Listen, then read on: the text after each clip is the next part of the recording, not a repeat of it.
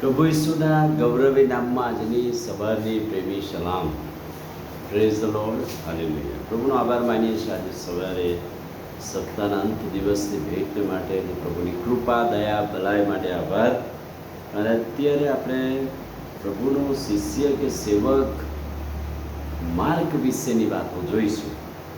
વાસ્તવિક રીતે તો એ પ્રભુનો ડાયરેક્ટ 12 શિષ્યોમાંનો એક નહોતો, પણ તે પિત્તરની સેવાથી પ્રભુમાં જોડાયો અને પાઉલની સેવાથી અને બારનાબાસની સેવાથી એમના ઉત્તેજનથી વધારે ઉત્તેજિત થયો અને એક જુવાન માર્ક એ પ્રભુમાં ઉમેરાયો.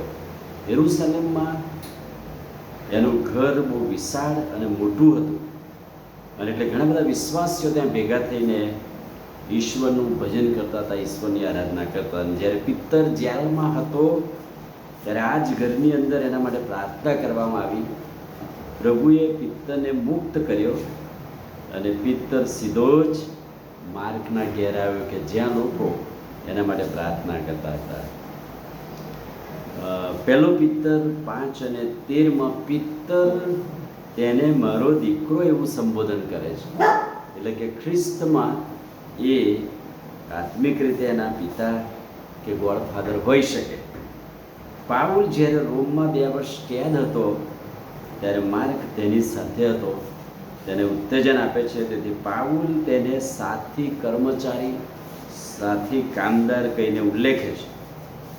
જોકે એને છોડીને ચાલ્યો ગયો હતો અને પાઉલ એનાથી નિરાશ હતો, પણ સેવાના અંત ભાગમાં છેલ્લે સંત પાઉલ એના વિશે સારી સાક્ષી પૂરે છે. તિમોથીને પણ એ કહે છે કે તું આવે ત્યારે લેતો આવજે, જે મારા માટે દિલાસાનું કારણ છે, ઉત્તેજનનું કારણ છે. અને એટલા માટે માર્ક એક જુવાન માણસ પ્રભુમાં આવ્યો અને પ્રભુમાં આવ્યા પછી કેવી રીતે વૃદ્ધિ પામે એ વાત આપણે જોઈ.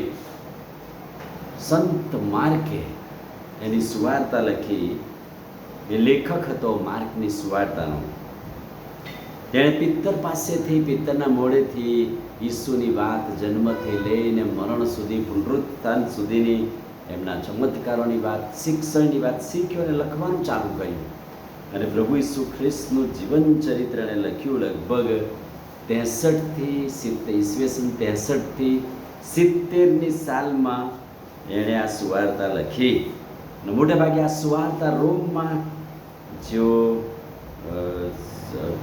વિદેશી ખ્રિસ્તીઓ તરીકે ઓળખાય છે તેમને સંબોધીને આ સુવાર્તા એણે લખી, કારણ કે એની સુવાર્તામાં લેટિન ભાષાનો ઉપયોગ થયેલો છે. અને આ સુવાર્તા રોમમાં વસતા વિદેશી ખ્રિસ્તીઓ માટે લખવામાં આવી. પણ આજે આપણે જોઈએ છીએ કે એ માર્કની સુવાર્તા આખા વિશ્વના જગતને માટે આશીર્વાદનું કારણ બન્યું છે. એટલે માર્ક વિશે પાઉલ નોંધ કરે છે સેવામાં કે એક મારો સહકર્મચારી, મારો સાથી મિત્ર. પિત્તર કહે છે કે ખ્રિસ્તમાં મારો દીકરો અને સુવાર્તાને માટે મદદરૂપ બનનાર, ઉત્તેજન આપનાર, દિલાસો આપનાર એ તો માર્ક છે. અને માર્કની સેવાની નોંધ કરતા પાઉલને પિત્તર બંને નોંધે છે. અને પાઉલ પિત્તરને બારનાબાસની સેવાથી સંત માર્ક એ પ્રભુમાં વૃદ્ધિ પામ્યા. આમી પ્રાર્થના કરે. ભલા પ્રભુ, આજે સવારે તમારો આભાર માનીએ છીએ. માર્કના જીવન પરથી ઘણી બધી ઉપદેશ પાઠ શીખવાના મળે છે. જીવનમાં ઘણી બધી વાર આવી તકલીફો, મુશ્કેલીઓ મળીએ પણ પ્રભુ જેવો ટકી રહે છે, સેવા કરે છે, એવા જીવનો માટે આભાર. પ્રાર્થના પ્રભુ ઈસુના નામમાં કરીએ છીએ. સાંભળો અને માન્ય કરો. આમીન. God bless you.